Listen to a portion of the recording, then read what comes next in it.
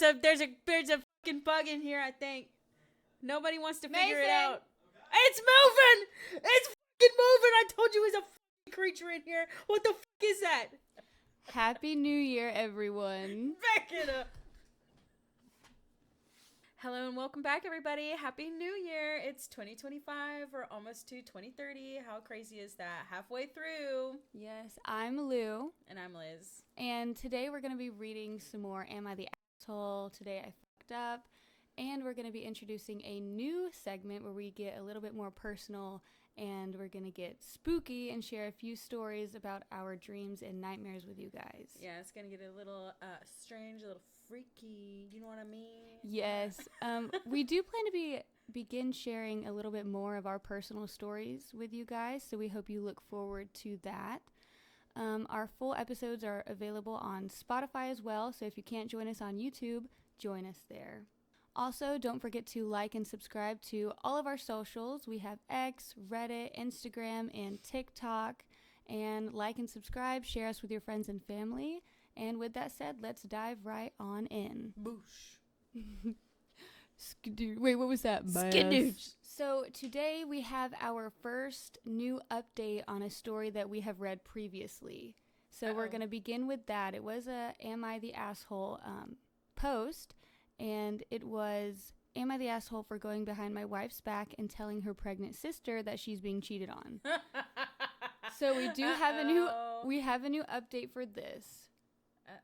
So basically, this is the story where the husband was turning to Reddit to discuss how he found out that his pregnant sister-in-law was being cheated on and told his wife about how he wanted to reveal that to the sister-in-law, and the wife was like, absolutely not, you're gonna ruin our perfect family. And he's like, well, I'm not a shitty person, so I'm gonna tell her. And he did. So now we're here at the updated part. We already got to the part where the sister-in-law was like, oh my god, I'm gonna leave him, and now da-da-da-da, I'm gonna get on my own, whatnot, whatever, duh. Now we're at the part wife's angry, doesn't have a good relationship with her sister, and what happens next. All of that good stuff. All right, so let's get into it. Many people asked me for an update, and I also do need some outsider's perspective over my situation, so here it goes. Again, yeah. But before, I just want to clarify and ask to people who kept calling me names for telling my sister-in-law the truth, why you guys kept telling me to mind my own business. She's family, weird.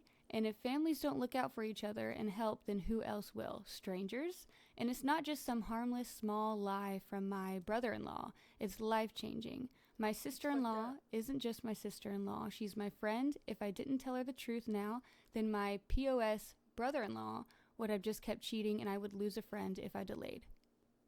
Anyway, coming back to the update, my sister-in-law only stayed at my place for 2 days. After then, she called me and said she can't trouble me anymore and she's going to live in a hotel. I tried to convince her to not blow up her money unnecessarily, but she didn't listen and left anyways. And yes, I am divorcing my wife. After my God. He's like, I am doing this. Oh, yeah, because she said something messed up, like, if I was doing this to you, I would never let you know, and da-da-da. She condoned cheating, basically. Yeah, she did admit to him that she would cheat on him and that if she did, she would hide it. They had this whole discussion, and I was like, this is awful. Yeah, it was messed up. After a week of no contact, she called me and said she wants to reconcile. She said she was angry that I didn't listen to her and went behind her back. She said she didn't want to break her sister's family, so she wanted to hide it and convince my brother-in-law to not cheat, but I fucked it all up and she's coming back. But you can't convince somebody not to cheat when they're already cheating. It makes me think, did she know about it already? It sounds like she did, and she was just like, none of my business. We wouldn't be friends. All right, let's continue. I just asked her to come back because I wanted to talk to her, and it's not something you discuss over calls. Once my wife arrived and started to explain herself, I told her I am filing. She was pretty shocked. She said... He just straight up was like, bye, bitch. And she's like, excuse me? She said we can make it work. I told her we can't. I don't trust you. No, she basically was like, I mean, if I cheated on you, I would keep it a secret so our family could still be together. What family? At that point, you got two. Oh my God. Yeah, he said he doesn't trust her after everything that she said, and you just left me with no contact, and you show up suddenly while I was worried all day about where my wife is, or is she safe, etc. I can't make it work. She tried convincing me to not divorce, but I had already made my intentions clear. I told her that her sister stayed at our place for 2 days, and she got angry and said, fine, let's divorce, and left. She's jealous of her sister. I guess, which is so weird. It's so weird. Even last time, it sounded like she just never got along with her sister because her sister was more of like the sweet one and whatever, and she just was... It seemed like she didn't like her sister for no reason, but that's how families are. We don't actually know what's going on in the world. Like all the juicy tea in the background, like why? It's just, this is good riddance. You know what I mean? That's not a good sister.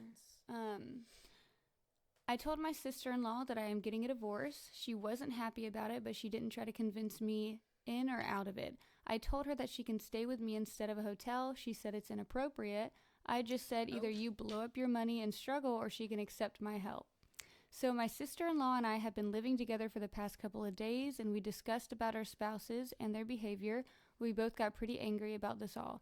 My sister-in-law got even more angry than I was, and she ended up calling my wife and called her names and told me she's hell-bent onto ruining my brother-in-law. She's divorcing him and will go nuclear on him and ask for as much money as alimony and child support. She wants to drain him. My wife and I didn't talk to each other after she left, and we both know that we're divorcing. My sister-in-law, though angry, she calmed down because it's unhealthy for her and her baby, and she started focusing on career and reads stories about single moms, and she's preparing herself. So yeah, that's all, and weirdos stay away. Neither my sister-in-law nor I have feelings between each other. I am just helping her, and she wasn't feeling good about it. That's why she was hesitating so much. Call me a moral police, but I know I did the right thing, not just for my sister-in-law, but for me as well, and I know what kind of woman my wife is. And that's the update. I just feel like, that makes perfect sense. It would suck. Like, I would hate to lose everything, pretty much. But I don't think he expected that to happen. I think that he was just trying to be, like, a good person. Yes. And he was actually surrounded by a bunch of bad people. I think it also does suck to be married to somebody and realize in those, like, intense situations that they're on, like, the opposite team as you are. Yeah, like... Because you learn a lot about a person. Like, he wants to get justice and, like, protect somebody that he loves, and his wife wants to just hide it. And, like, it's more like... It's just, like, a bad quality, in my opinion. Like, I would hate to be physically married to someone that was like, oh, yeah, fuck our friends that we know are getting cheated on. We're never going to say anything. And I'd be like... Why though? Like, if we're gonna, especially if it's like somebody that you're around, like it sounds like they're around them sometimes. Like, imagine if this wasn't like family members, you had a friend group, you're hanging out, because you're abiding by your partner who doesn't want to spill the beans, that every time you hang out with this one couple, that this guy is like fucking bitches, and you're sitting right in front of his wife being like, this cocktail's so great. It's like, so how are fake. you? Yeah, it's bullshit. Like, be honest. Yeah. Just come clean. It's just, I just can't handle it. I couldn't sit in a room like that. No. And just know, like, oh my gosh, if I knew someone was cheating on you or my sisters or anything at all, I wouldn't be able to stay still. And being put in a situation, like, if I knew it after the fact, and then we all have to sit there like I don't fucking know, oh my God, I'm going to say it at the dinner table. It's just going to come out. I'm going to explode. In a big scene. Your brother's cheating on you. Your brother's cheating on you? Moving on to our next story, we have, am I the asshole for not letting my stepson move back in after he pranked me? If it, oh God, I don't even know how bad this is about to get. It depends on how bad the prank is, right? Some pranks are not even pranks. They're just like mean shit moves. Yeah, true. You're going to love this. All right, Me? let's dive into it. My wife, Karen, 45 female, and I, 48 male, have been married for 5 years. She has a son, Dylan, male 22. It's so funny. He gave him the name Dylan. I just think Yes. that's funny. Dylan's the rat of the family. Dylan, from a previous relationship. Dylan and I have always had a decent relationship, nothing super close, but I treated him like my own and helped support him through college. Dylan recently graduated and moved back in with us temporarily while he looked for a job. Things were fine for a while, but he started hanging out with some friends who said they were into pranks. A couple of weeks ago, while Karen was out of town visiting her sister, Dylan decided it would be funny to prank me by wrapping all of my work supplies, computer, files, even my chair in duct tape. I work That's from horrifying. home. Yes, it's not plastic wrap either, duct tape. Yeah, that's hard to get off. I work from home, and this was the morning of a big presentation I had spent weeks preparing. I lost it. The tape was impossible to remove without ruining some of my files, and I had to scramble to piece together my presentation. When I confronted Dylan, he laughed and said, "It's just a joke, chill out."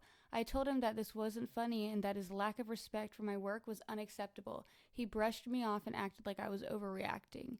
When Karen got back, I told her what happened and said that I couldn't live with someone who didn't respect me or my home. I told Dylan he needed to move out. He packed up and went to stay with a friend, but now Karen is furious with me. She says I'm being too harsh and that Dylan is just a kid who made a dumb mistake. He is not a kid. He's 22 years old. Yeah, let's back that up. He is 22 with a college degree, so he is no longer a kid. He can fend for his own. So I hate that, acting like a full-grown man is like still 12 years old or something. Dylan has since apologized, but I told him he needs to learn that actions have consequences. Karen thinks I'm being petty and putting my pride above family, but I feel like this is about respect. Yeah, that's not pride at all. It's your boundary. It was your work. Yes. Like, how would Dylan even expect to live in a house if no more money comes in? So, yeah. It's because people don't think. Like, he was not thinking or just has a lack of awareness that other people have responsibilities that he could have messed up. Like, am I the asshole for not letting Dylan move back in? I don't think so. I think Dylan's the asshole. Yeah. Yeah, no one would like that if it was done to them, especially the morning of a presentation. Of course, I'm sure he didn't know that, but either way, that's someone's work environment. Don't fuck with their work environment. Yeah, you shouldn't do that because you have no idea what's about to happen. Like, people usually separate their work life and their home life. So, of course, you wouldn't know what is going on at work because, one, it's none of your business, but two, it's like, you're not going to always have that, like, melded together as you should. Like, when I get off work and I go home, I don't think about that place at all. It's like I don't even go there, right? So that is infuriating, especially to put duct tape on files. Like, you know you destroyed that. Like, that wasn't a prank at that point. You were choosing to destroy that object. Pranks are supposed to be funny as well. In my opinion, and that's just not funny. A lot of people have routines, you know, when you get ready for work and you get in, like, go to the office or whatever, and you're like, this isn't my normal routine. Yeah, but it's also just, duct tape is not, like, the easiest thing to get off. A prank is, like, TP in the entire office space. Like, okay, we can rip that off. It doesn't cause any harm. It's hee-hee-ha-ha over in, like, 5 minutes. Versus duct tape, like, I don't know how I would get that shit off my stuff. I'm voting that Dylan needs a little bit more time before moving back in, or he needs to be, have some serious respect or an actual apology. I think in discussion. I think this is it, and he needs to become a new roommate to those friends. Yeah, maybe it's just time for him to go. Yeah, I mean, I know living with your parents isn't, like, it's not shameful. Like, it helps a lot, especially in, like, the way the world is today. And, like, if you need it, you need it, but you gotta know where your place is. Yeah. If you're a full grown-ass adult, you can't be messing up your household like that, especially your home with your mom and your stepdad. Like, that man wasn't there. He said he treated him like his own, but, like, that man has no reason to give you any more leeway as your own mom would. Your mom clearly already sounds like she doesn't care what you do and you can do no wrong. So that's a whole other topic of discussion we could get down, where it's mothers acting like their sons don't do any wrong and blah, blah, blah. But in this story specifically, yeah, Dylan needs to go for a little bit. Learn how to be acting like a 22-year-old forever. He's gone forever. Adios, Dylan. Our next story is, am I the asshole for refusing to let my child share a room with their step-sibling?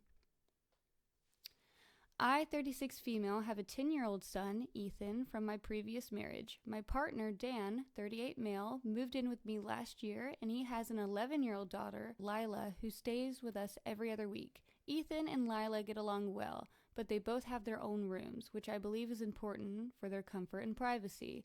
Recently, Dan proposed that we have Ethan and Lila share a room so we can turn the other room into a home office for him. He's been working from the kitchen table and says it's not ideal. While I understand his frustration, I don't think it's fair to ask the kids to give up their individual spaces, especially when they're at an age where privacy and personal boundaries are so important.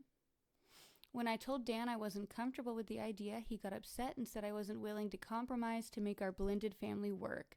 He argued that it's normal for siblings or step-siblings to share rooms and that the kids will adjust. He also claimed that I'm prioritizing Ethan's comfort over his needs and making them feel like an outer in the house. I suggested alternatives like creating a small workspace in our bedroom or rearranging the living room, but Dan dismissed them as impractical. He insists the kids will be fine sharing, especially since Lila is only here part-time, but I know Ethan values having his own space and would likely feel resentful if it were taken away. Now Dan is accusing me of being unreasonable and unwilling to make sacrifices for our relationship.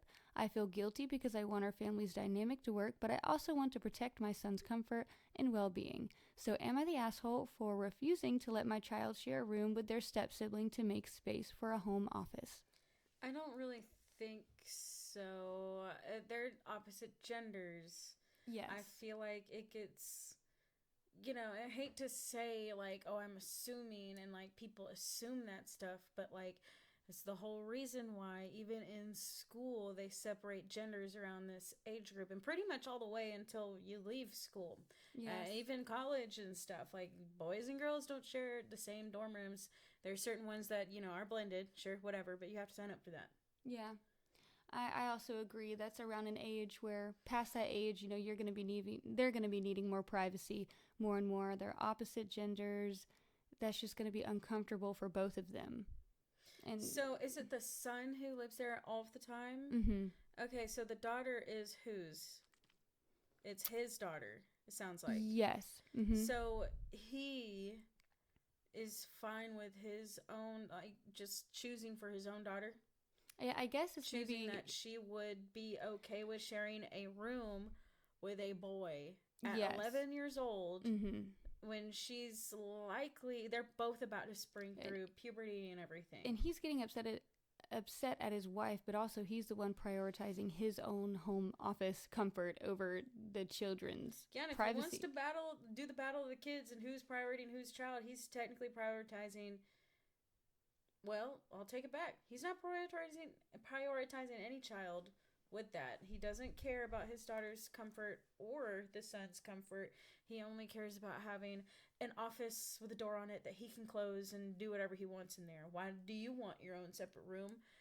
I mean, there's reasons. Don't get me wrong. I get it. Like, he wants a quiet space, but... Yeah, but then she did also suggest alternatives. So it's like, you got to meet in the middle somewhere. I think taking the privacy away from both the children at that young age, after they've already had the privacy, that's not a good thing. And imagine they already bought this house with the idea that they would have enough bedrooms for every person.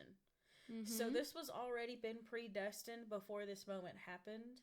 Yeah. And there's, like, if he wanted an office space from the beginning, when they were looking at houses together, he could have picked a 4-bedroom or a 5-bedroom, sorry. But yeah. You can always get a shed out back and make it like a home just office go away. shed. Yeah, just get the hell out of here and go work by yourself. Have your own man cave in an actual cave. Oh. Leave us alone. Well, those were some good Am I the Asshole stories, but now we're moving on to Today I Fucked Up stories. Amen. And these are going to be centered around either dream-related, nightmare-related stories. Dreamy nightmares, we're getting on topic, bitch. Okay, here we go. Today I fucked up by getting sleep paralysis in public and subsequently letting out a battle cry. Oh. Oh, God. Imagine being on a subway and you're just I've been chilling. there. Well, not on the subway, God. but I've been in a similar situation. Okay, here, let's get into it. There's a nice little corner in our union, a hub-like building on my college campus where I go to study in between classes, but more often outright sleeping on the comfy chairs there and getting absolutely fuck all done, which was today's case. Oh, God. Also, I get sleep paralysis very often since I enter REM sleep very quick. I'm so used to it by now, and it usually only happens when I take long naps during the day. My solution is usually to either wait it out or act like I'm screaming to make my body controllable again. Oh no. Yeah. So this is how we got here. I don't know. It works even though I don't actually scream. So I wake up from this scholarly nap, but I can't move or see. I only hear other people talking and moving around. Suddenly, I hear one of them mention the time, 11:24. Shit, I have class in 6 minutes, and it's nowhere near Union. Oh, near the Union. Whoops. Oh, okay. I'm going to read that over. Suddenly, I hear one of them mention the time, 11:24. Shit, I have class in 6 minutes, and it's nowhere near the Union. Not waiting this out shit. No. Not waiting this shit out. I act out my usual silent battle cry of slumber, but what came out was a fully fledged nyarg. It's how they spell Narg. it. Nyarg. Echoing through the entire building. I'm instantly woke up completely now, and I see a girl fling her coffee behind me to the floor with a room full of people staring at me, wondering why the fuck. Oh no. What the fuck is going on? I bailed the hell out of there. Too long, didn't read. Fell asleep in public and dragonborned the shit out of a girl's coffee. Hey, you know, when stuff like that happens, you just gotta book it and you gotta go. Just exit the situation. You probably just scared the mess out of those people. But you know what? With sleep paralysis, you gotta do what you gotta do sometimes. It's like, it gets get weird. out of it. Oh. That's funny, though. The only closest experience I have to that is, like, I was taking a nap in class like a loser who doesn't do anything in class, right? Like, I wasn't paying attention, so I took a nap. And I got to, like, this point where somebody was, like, smashing the head of like this two-headed like snake, and it just scared me to watch somebody like kill something like that in front of me, and I flung up in the middle like, I'm asleep, and He I has just rise risen. up and I'm like, no. Just no. And everybody's looking at me and I'm like, they're like, is she good? and I'm like, should I like shit and piss myself right now so I have a reason to go home and like never come back? It's so embarrassing when like you're the person that does it, right? But I think it's, you just laugh it off, brush it off. But no, I've been extremely embarrassed by doing it's the mortifying. same. Today I fucked up by thinking I was dreaming. Bit of necessary exposition. I have really lucid dreams and sleepwalk a lot. Oh no. As an adult, no. sleepwalk a lot? That's interesting. I think I sleptwalk like maybe twice in the past year or so. Mm. But I like never ever else had. So maybe when I was a kid. But anyways, last night I was having this wild dream where there was this big ass centipede on my wall. We're talking like bigger than my hand. Ooh. Oh, we don't like bugs. Ooh. Okay, yeah, that's pretty big. Yeah. For whatever reason, in my dream, I was stroking the centipede's back and talking to it like it was a dog, saying, "Who's a good boy?" and all that. I started putting my face near the wall and snuggling against it. The dream went on like this for a while, but eventually something dawned on me. Suddenly, I felt more aware. Suddenly, it hit me. I was wide awake, standing right in the middle of my living room, staring at this huge centipede on my wall. I have a huge fear of insects, but especially centipedes. I entered panic mode and grabbed the nearest thing I could find, which was a book on my shelf, and started trying to kill this little fucker. I tried to smash it, but all that came of it was a few legs. Or all that came off of it was a few legs. The rest of him was gone. Now he's out there somewhere, and I'm scared to sleep tonight. Now I want to die. Too long, didn't read. I got up close and personal with a giant centipede while thinking I was dreaming. You know, they went from like snuggling and cuddling this like cute centipede to smashing it with a book. They're That like, centipede's "Ugh." coming after you tonight. Oh my god. But it's just the way that they were acting like it was a dog. And they were like petting it like, that's weird. But do centipedes get that big? I don't want to know. Yeah, not here. I feel like the answer is yes. I got bit by a centipede recently. And it was similar. It was like in my bed. I was laying in bed and I was sleeping and my husband came home. And I'm like, I rolled over or something so I could look at him like all sleepy tired. And then I felt something just gnaw on me, man. It just glitched onto me and it took a bite out of my skin. And I scream. I jump up. I look back. I see it. And he's like, what the fuck? And he goes racing through it, like pulling the bed back to get down in there to grab it and kill it. Did he get it? Yeah, he got it. Oh. He was after that thing after it bit me. He said, oh, hell no, not my wife. Not my wife. Centipedes are gross looking. Just bugs. Especially the King Kong sized centipedes. I can feel it on my skin. Imagine the centipede's POV like, what on God's green earth is happening? Yeah, he's being snuggled 1 second and being smashed the next. Oh my god. Oh my god, that's so funny. Alright, next we have, today I fucked up by showing my mom a drawing of my sleep paralysis visitor. This could be real bad. A visitor. Yeah. I get sleep paralysis. I have for the past few years, off and on. Usually, every couple of months, I'll get a sleep paralysis dream. I've talked to my parents about it before.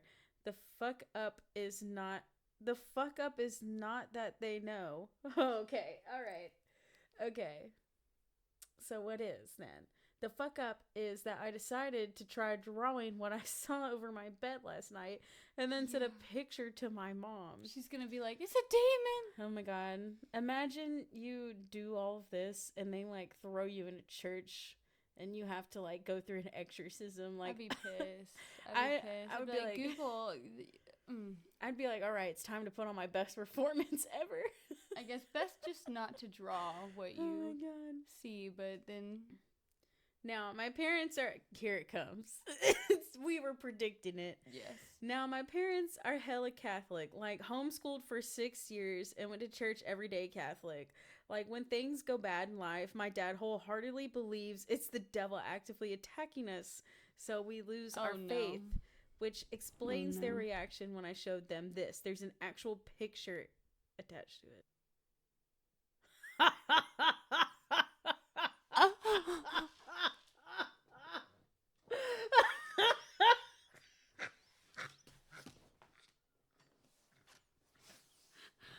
my god.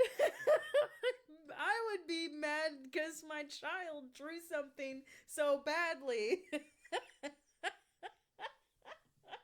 I mean, it is scary, but oh my god. I thought it was going to look a little bit better. Oh my god. Okay. Yeah, that Cue looks... the Sorry, go ahead. No, so you finish the story. I gotta, like, breathe for a second. Cue the panicked phone call from my parents who now believe the devil visits me in my sleep. I spent 30 minutes on the phone with them trying to find a Bible or rosary so my mom could sleep without worrying my soul would be stolen.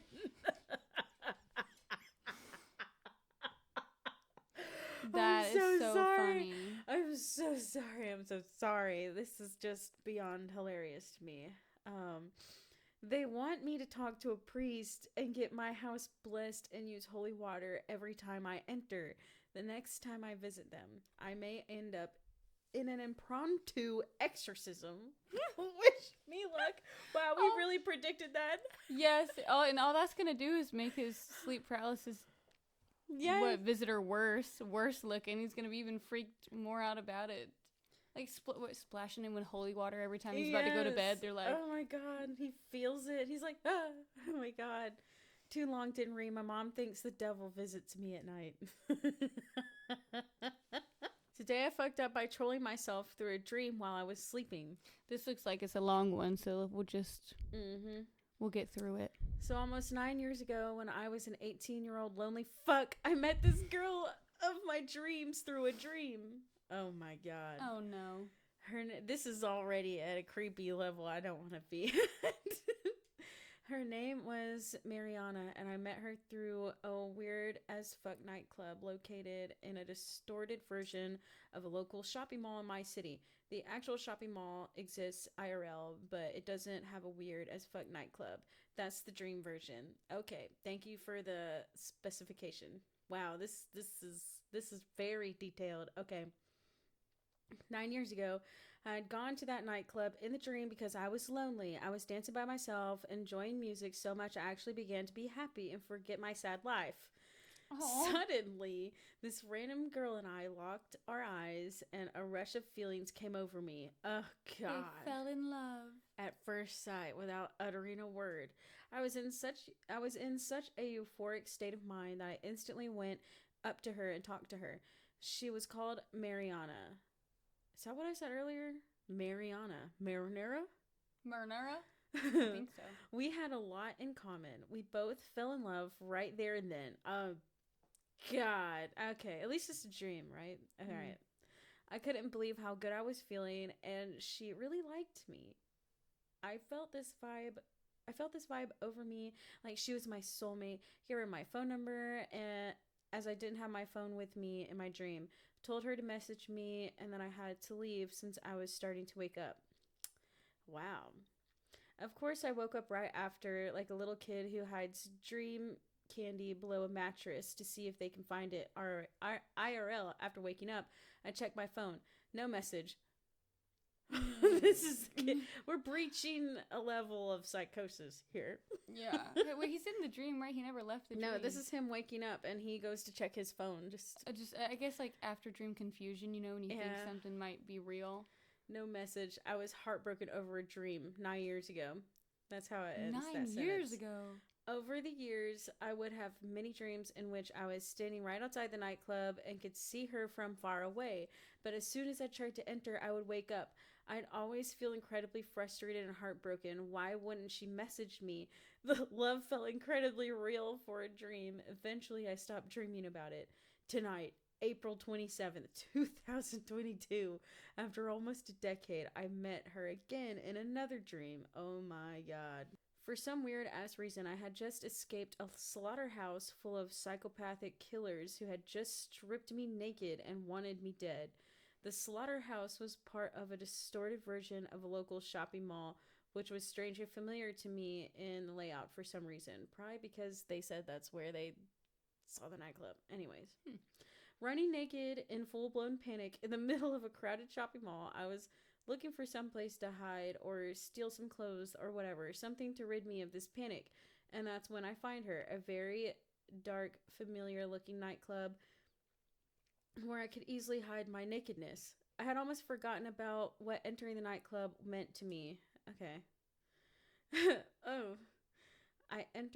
I sat in a dark corner waiting for the panic to subdue. I look up, Mariana and a random dude were standing right in front of me. She and I looked at each other like we couldn't believe what we were seeing. Like two platonic lovers who had met and never could get back together again. Oh, mercy. There's script down here. Incredibly, she had an extra shirt and pants in her purse and offered them to me. After dressing myself, I started talking to her, asking her why she didn't message me after waking up 9 years ago. What happened? Did you know how much I missed you? The dude sitting next to her told me to back off as she was his girlfriend. She was his girlfriend now. Mariana told him to go to the nightclub's entrance as she and I were long friends who had to catch up. Okay.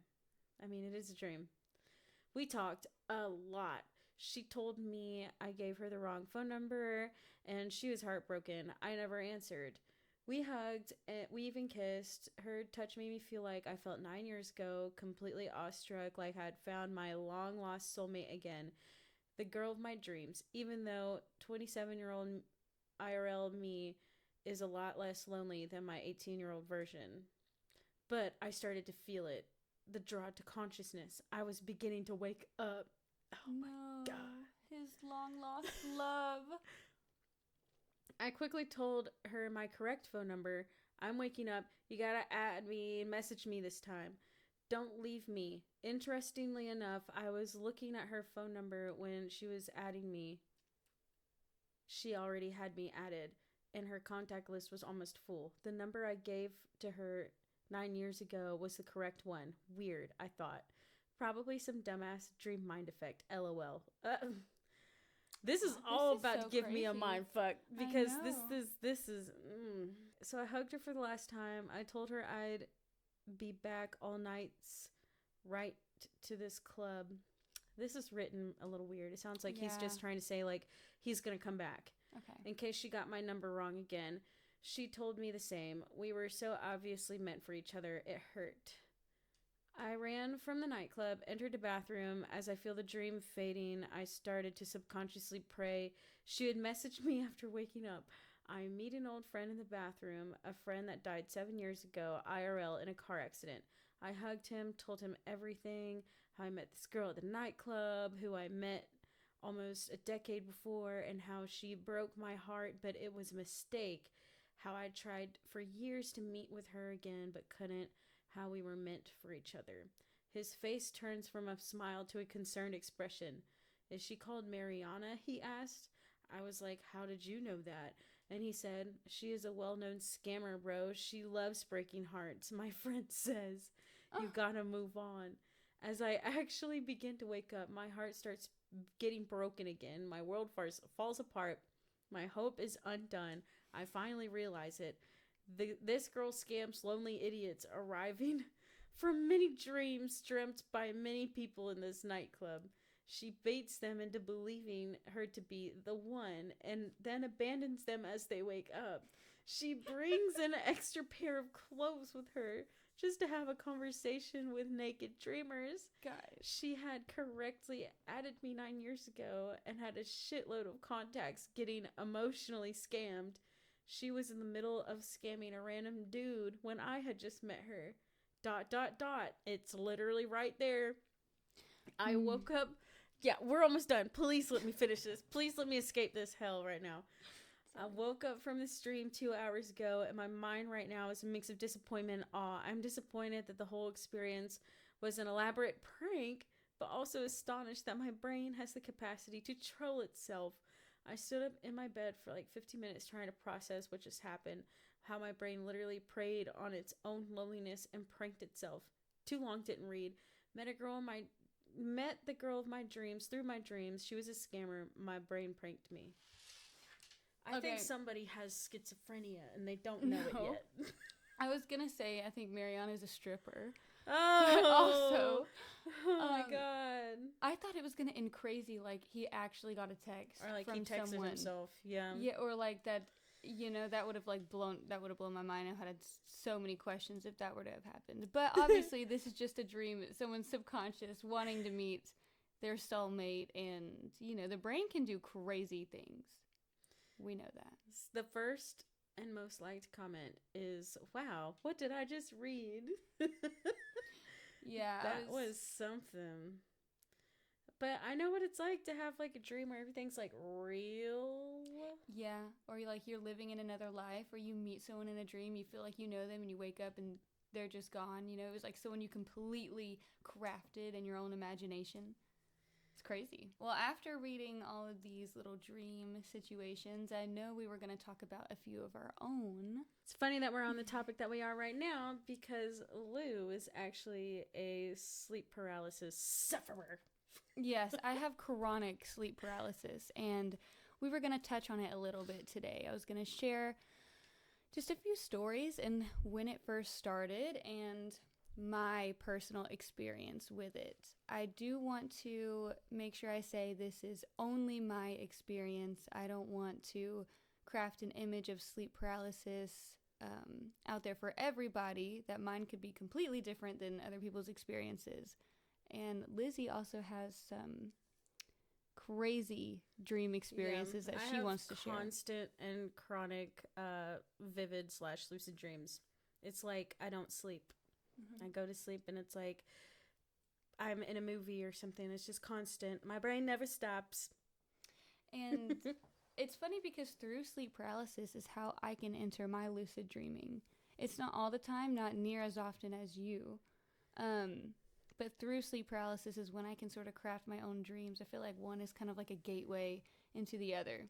My first ever experience with sleep paralysis. I was 12 years old and I was at like a family lake trip in Alabama. And it was in the middle of the day. I was taking a nap on the couch. And my family was all in the living room. Everyone was chatting.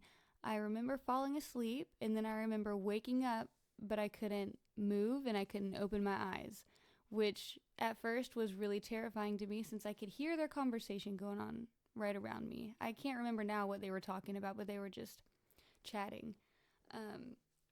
And I remember sitting there and my heart rate like picking up because I couldn't move. And by this point, it was probably around 15, 20 seconds, which feels like a lot longer when you're actually living it and you don't know what's going on, since this was the first time I had ever experienced it. And I remember trying so hard to like move my hands or move anything. And I thought I was dead. Like, oh my God. I remember I was like, oh my God, I'm dead. Like, this is what being dead is. I can hear them and I can't move. I was like, I'm gone. I must have passed in my sleep. Like, I must have. It was absolutely terrifying to me. And then I remember all of a sudden, like, my body started moving again and my eyes opened. And I was just staring at everyone like this. And they were like, hey, like, oh, you woke up? Like, are you okay? And because my heart was still going and I was sitting there trying to rationalize or understand what had just happened. And then I just continued my day as normal, like being like, that was weird. Maybe I was like dreaming that or something. You know how people, you want to like make sense of the situation. You're like, maybe it didn't happen like that. I don't know. But that was my very first time experiencing it, which is crazy now because now in my life, my sleep paralysis, instead of an episode being when I'm waking up, it's about 99% of the time happens as I'm falling asleep now. So it did a complete flip-flop throughout my life. And from that moment when I was 12 years old, I didn't know at the time, but I would be experiencing sleep paralysis quite frequently, up until now. And I still do. I go through different phases where sometimes I experience it more than others. And now I'll get it when I am falling asleep. Like when I'm on the verge, you know what it feels like to be on the verge of sleep. Mm-hmm. You're like, oh, I'm drifting. I'm about to be there. That's when an episode will kick in for me. And what it feels like to me is that I hear this like humming noise. It's like different like frequency type noises. And it's like a huge hum that kind of covers my entire body. And it's so familiar to me now that like I just know it's happening instantly. I can feel it like coming on. And I can feel my body like not really responding to my movement. Like, you know, when you're laying there and you're like, oh, like I'm just going to move my arm. Like that just doesn't happen. Your body just doesn't respond to any of your movement. And while that's happening, you can hallucinate a lot. So sometimes I'm laying there and my eyes are closed and like I'm aware that I'm still awake and I can't move with this huge humming sound over me. And it's almost like a feeling of that you're sort of floating. It's very strange, or like almost like a pulsing vibration. Like sometimes I know how that sounds, but it's like a wah wah, like wah. a heartbeat. Ooh. It can be, and sometimes it might be me hearing my own heartbeat, or you know, a mixture of just a lot of things going on at once. But so when that starts to happen, I will hallucinate. I'll have visual hallucinations. A lot of the times I have audio hallucinations. Or I'll be in the middle of like being awake and sort of dreaming at the same time. So I will admit, at first it was terrifying to me. Like I'd have a lot of terrifying hallucinations, you know, like that picture we showed earlier. Because I just really didn't understand what was happening to me. So it was horrifying. But now it's happened so much, I understand what's happening. Even when I do have scary hallucinations, it's not nearly as bad as it used to be because I have a better understanding. But I think you've told me you've experienced sleep paralysis before. I've had it like one time where I genuinely like couldn't move. Like my eyes were slightly open, but I didn't have any hallucinations. It was just that I couldn't move, and that shit freaked me out. Like I started panicking and like trying to breathe, and I couldn't, and I felt like I was starting to like gag myself. Yeah. And when I woke up, I'm like, oh my god, oh my god. But I guess I did have one that like went from a crazy dream into sleep paralysis. I convinced myself I was having a heart attack though, and like died in my sleep. Yes. Just like you did, yes. like you said. But I mean, it's scary when you've never felt it before, and you're like, what is happening to me? It's disturbing when you can't like move. Yeah, when your body doesn't respond to you, it's a very scary thing. I remember, like, so this was an episode I had just a few days ago, just to give you guys a little example.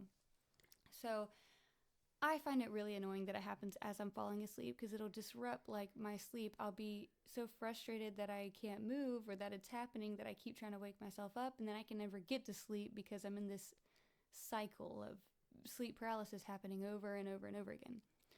But there was one hallucination that I had the other day where I thought I was getting up out of bed, and I walked out into the kitchen. So this is a part where it gets a little weird, because it's like in the middle of a sleep paralysis episode and actually dreaming at the same time, but also knowing I'm in an episode. And I was hearing like whispers come from the corner of my kitchen over there. And I was like, why are there whispers in the wall? Like, it's like some horror movie. It's like some scary movie stuff. But I was like, why are there whispers in the corner of my kitchen? And I remember, like, walking over to there, and I was like, maybe this will help me wake up from this episode that I'm having. Because in the same moment, like, I can feel my body laying there, but I'm visualizing that I'm walking. It's very weird. And I went to go, like, put my ear up to the corner of the kitchen where, like, the talking and whispering was coming from. And right when I did, like, it snapped me out of the episode. And you know, I woke up, and then I had to stay awake for a minute until my body like relaxed enough to where I feel like I could try to fall back asleep again without it happening. That's a tame version, okay? If we wanted to talk about all the crazy hallucinations I've had during sleep paralysis, this would be a little bit of a spooky type of episode. It already is. Yeah. At the sounds. Yeah. Oh man. I mean, I would love to get more into it if you guys want to hear about it, because I have basically a lifetime of, well, not a lifetime, but, you know, like 2 decades of stories from sleep paralysis. That is crazy. And it's really nice to know that you're not alone in experiencing it, that there are other people out there that might also have chronic sleep issues that experience all these crazy things. Yeah. Just going right into it, I remember my first, like, experience with having super vivid, lucid dreams, whatever you would call it, where you have, like, all of your senses, you can even think and die or anything, you know. So that's what I categorize it as. But I remember my first one ever. I was, like, a baby. I was, like, maybe 5 years old. And I was just dreaming, relaxing, whatever. I'm doing whatever. I don't think anything because I'm a baby. Like, I don't think anything's going to happen to me when I go to sleep other than sleeping. And it's like, in this dream, I remember I just, like, open my eyes. Like, I wake up, but I'm not awake. I'm, like, in a dream. I wake up, and I am in the corner of my own room, like, in the air. Like, I'm in the upper corner of my own room looking down at my bedroom from a bird's eye view, and I can see myself like sleeping in the bed, and it scared me because I'm like, why is this happening? Right. Like, what is this feels like real life. How did I get up here? And right as I started to acknowledge that, I started to like fall back onto my body, and I'm assuming it just scared me so bad when I was little. Like, when I woke up, I, like, threw up and started freaking out. Oh, my gosh. Yes. I started losing my mind. And, of course, my parents were annoyed because they didn't want to wake up and deal with that. But that was, like, the first instance ever in my life of this beginning.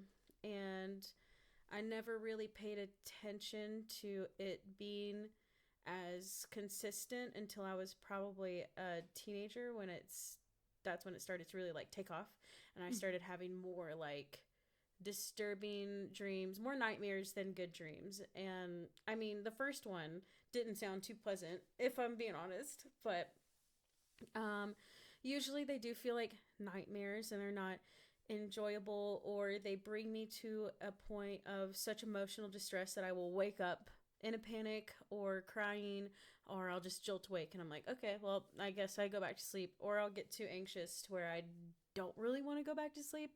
Like it'll give me a mild paranoia. I don't want to have another nightmare and like be disturbed, whatever. Right, yeah. But what I could give, like she did, like a good example of what it's like and what it feels like, is a more like happier, like not so spooky dream, kind of maybe like a little bit of a funny dream, because I got to experience being like an actual werewolf, like not Twilight werewolf, like actual like man wolf werewolf. Like it was awesome. It was probably the best experience ever. So how this dream went was I was like employed by the military or National Guard, something where I had the job of, oh, we know you're supernatural and we're going to use you to take care of issues that we can't take care of, right? As people. And I was on this mission to destroy this cat demon that was harassing people in their sleep and like taking their souls and stuff. Oh gosh, I hate the cats that take souls. Yes, and they had no idea how to get it, and so they set me up on it. And I remember them taking me to the location that they believed that it was likely to be in, and I remembered getting there and they were asking me if I could see it or smell it or whatever, and I'm like, I don't know, I have no idea where this thing is, I don't think we're in the right spot. And then out of nowhere there's like it literally just looks like a big version of a normal cat, like a normal fluffy white cat, but it has like the little like fire on its paws. Like I remember it being like a blue-green fire on its paws and like on top of its head, whatever, and it's just like starts going over. We're kind of like in a parking lot area, something like that, in a city, so there were a lot of cars, and I just remember watching it starting to like jump over the cars like towards us, and the guy who brought me there, he's like, oh my god, what are you doing? It's about to come get us. Like you need to do something. Save us. And I became like fully lucid in that moment where I was like, what do you mean? I can't do anything. And he's like, yeah, you can, you will. And I'm like, how? What are you talking about? And he's like, you are a fucking werewolf. Why don't you fucking turn into a goddamn werewolf or we're all dead? That's literally how it was. Like he was getting mad at me and like, you know, calling his shot for me to go into action, and I was disobeying it by being stupid all of a sudden. Because in their world, I already knew what to do, but all of a sudden, I was like me in this world, and I'm like, I don't know what to do. So I'm like, I don't know how to do that. I'm scared. You should have been like, done the thing where they bite themselves and they turn into a werewolf. Oh my god, like a titan. Yes. Oh my god. What did you do though? So I told him I don't know how to do that. And he's like, well, you better fucking try right now. Do anything you can. Put on the spot. And so, oh my god, this is gonna sound so cringy, but I literally just like flung myself back like I was gonna fall, but my whole back like bent, like I didn't fall, like I'll bent all the way backwards, and I started to like transform. Yes, it started to transform, and like, you know, the tufts of fur going and like I'm getting all big and buff, and my fingernails are getting long, and I'm yodeling. No, I'm howling. You're yodeling. And I'm howling, and I'm like, it was such a surge of energy though. Like the way it felt was so real. Like I could feel my body morphing, but it wasn't painful. It just felt like such intense adrenaline running through my veins, and it was like a high, if I could be quite honest with you. Like I felt so good and so strong and so like perfect in that moment. And then I was like, hell yeah, I know what to do. And so I started to come at this thing, and of course it fucking disappears and shows up on the top of a building where I can't get it. So I'm running over the cars, and then I jump onto the side of a building like Spider-Man, and I'm using my claws to like get myself to the top and like get to it. And of course, right when I get to it to like kill it, it sizes itself down to like a normal little kitten, and it showed me what it would look like as a dead kitten, and that woke me up because I couldn't handle it. Like, oh, that put me in no. such distress and sadness. It woke me up, and I'm like, Oh, it pulled out your yes, little your feelings. yes. And so I woke up in the real world, and I'm like, oh my god. And my husband's like, it's okay, everything's okay. And I'm like, no, the cat. And he's like, our cats are fine. I'm like, no, the cat I was supposed to kill. And he's like, oh, okay. And then I told him later, like, I'm everything. a werewolf, babe. Yes. I'm a werewolf. Yes, You and I have was no like, idea. I couldn't do it. That's what I kept saying to him, and he's like, it's okay, baby. Honestly, that sounds like an awesome dream. It was fun until that part. I realized I couldn't do it, so I couldn't. It even makes me like sad to think about it now, because it was such a. It really feels like a memory is the thing with this, with the way that my dreams go, and how like how vivid they are, and how much like real life they are. Yeah. It feels like a memory, and when I reflect on something like this, I can like feel those emotions just like they were, because it was so real. It still makes me sad. Have you ever woken up from a dream and like you get confused on whether it was real or a dream? Yep, and we almost called an ambulance. That's a story time. Oh my god, I can tell one right now that's real quick. Me and my therapist talked about it last time I saw her. I was convinced. So I like went to bed while my husband was hanging out with a friend in the living room. I was tired, so I went ahead and went to bed, and I'm sleeping.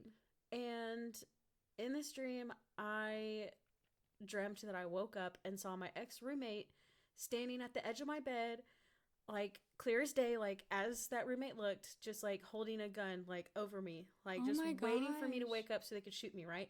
And that scared me so bad that I woke up thinking that it was for real, and that somehow the old roommate was back in my house there to hurt me. And I ran back out to my husband, and I'm like, are all the doors locked? Oh my god, is anybody else here? Did you see them? Like, I'm like literally like in a panic. Yeah. Like I'm like, oh my god, like, and then just being so scared, I was like shaking. I was like, I can't go back to sleep. Like I need to stay right here with you. I can't. I'm so scared. I can't go back to sleep.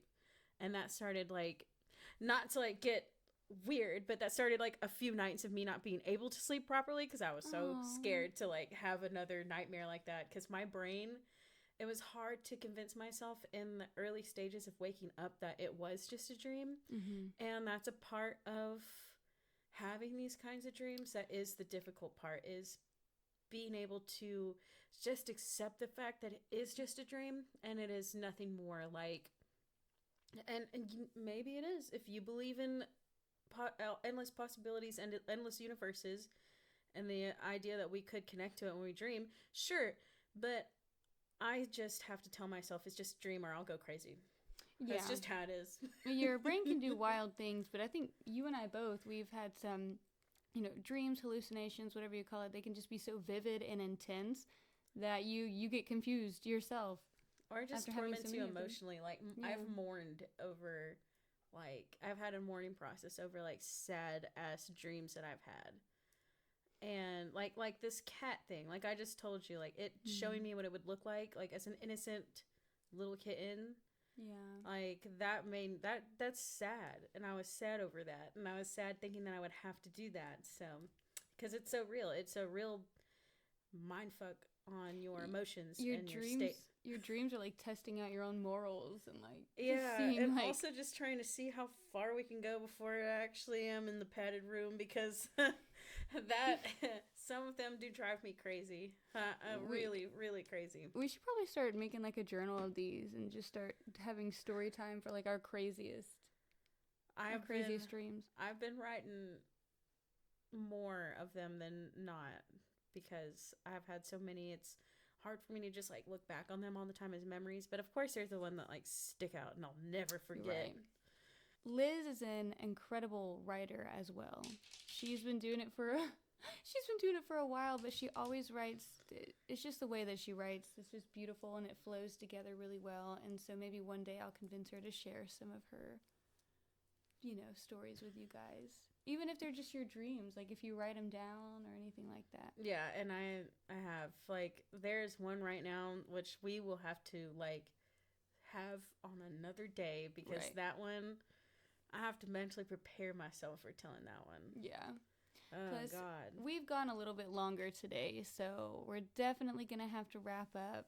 Mm-hmm. But obviously, we have a lot more to talk about on this subject, so we'll have to make another episode. That got a little deep. Yeah, well... like, deeper than I think we expected. Yeah, we got a little bit intense this episode. A little scary. I'm scared. Are you scared? I feel spooked.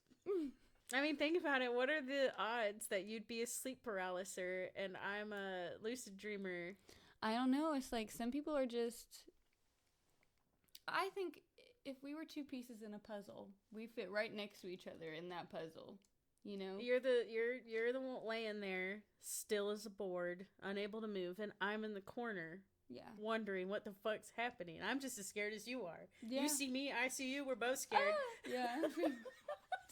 Let us know in the comments below what your experiences are, whether it's with dreams, sleep paralysis, or any other thing that you would like to share with us.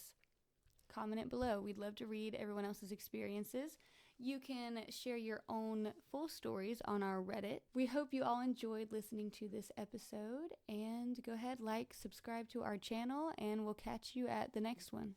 Yeah, make sure you like, comment, subscribe to this YouTube, follow us on Spotify, TikTok, Instagram, and Twitter, or X, whatever side you're on. Okay, guys, that's a yap. You son of a...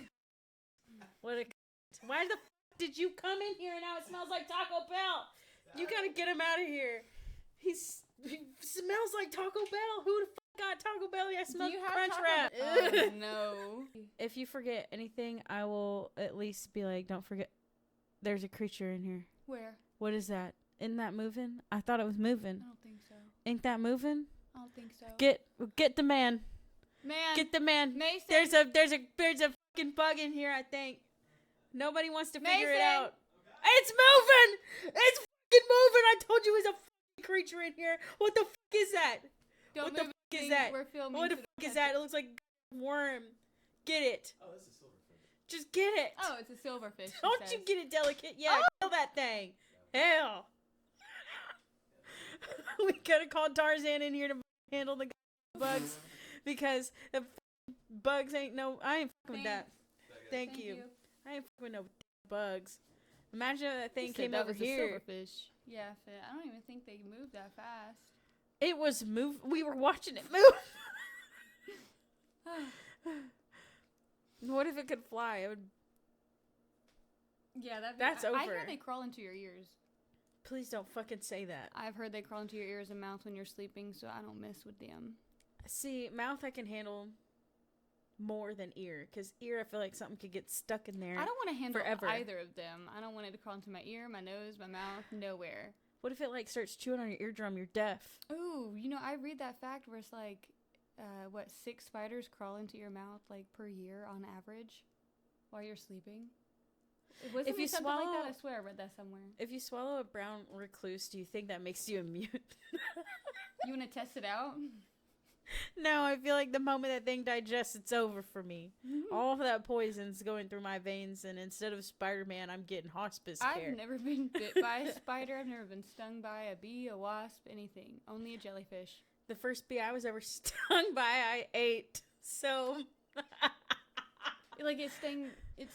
I was swinging. Like my mom was pushing me on a swing, and my mouth was open because I'm elated. I'm like, yay! Oh my god, it's the best day ever! And it just like flew in and stung me in my throat. That's hilarious. And my mom rushed me to the ER. I mean, oh my gosh, how unlucky. Yeah, I was or like, you or the bug. 2 years I don't know old. which one, but I have no memory of it. So he got 8. I have no memory. Did you swallow it? I had to. B in, and B did not come out. Oh, he came out. Later. Yeah.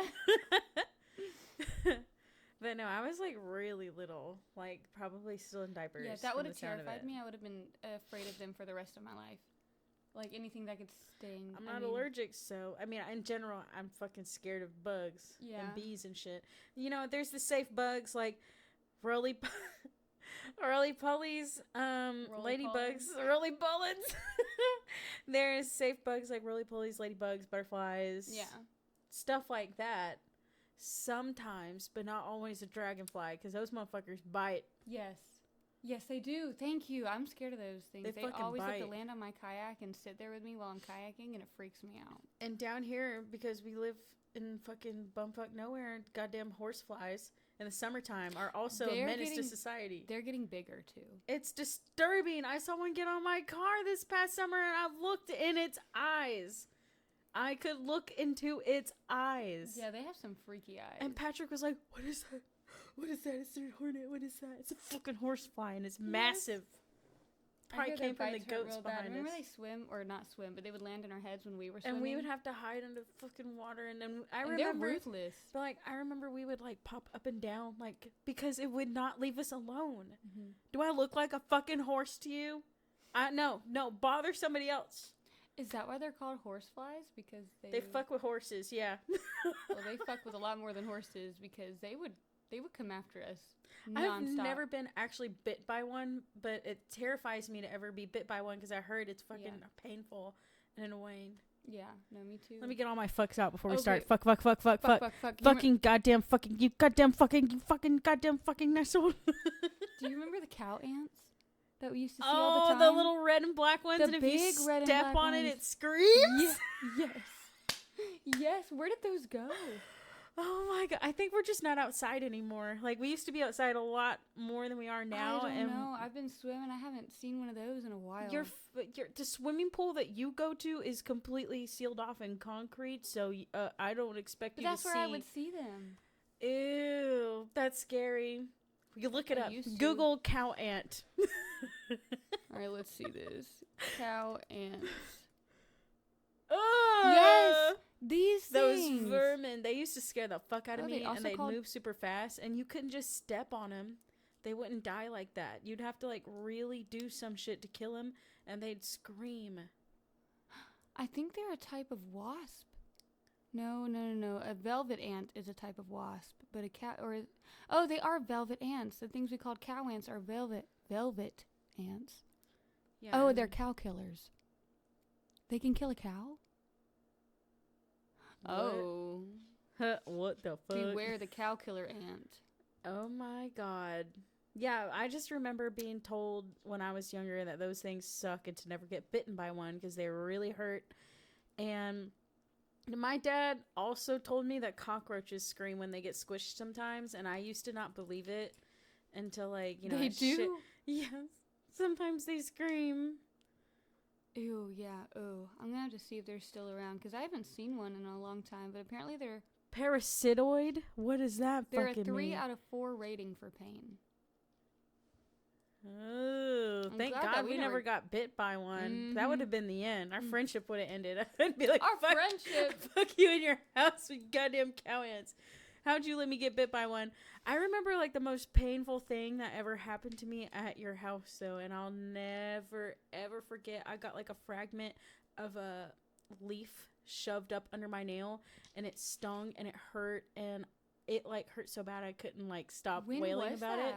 We were, like, really, really little, and it was just a piece of leaf, like, just stuck under my nail, and I was like, oh my God, it hurts so bad, I can't get it out, and you were like, oh, this has happened to me before, and you took me to the sink, and you just kept squeezing the fuck out of my finger and running water under it, and that's just, yeah, we got it out, but you just were like, okay, we can get this, and you and I both were sitting here, like, squeezing the fuck out of my finger. It was the mission, but it was, like, in there, yeah, though, that hurts. It's like that torture, you know, they put something underneath your nail. Yeah, like, and, you know, now that I've survived acrylic nails, it's not that bad. Okay. It's not that bad.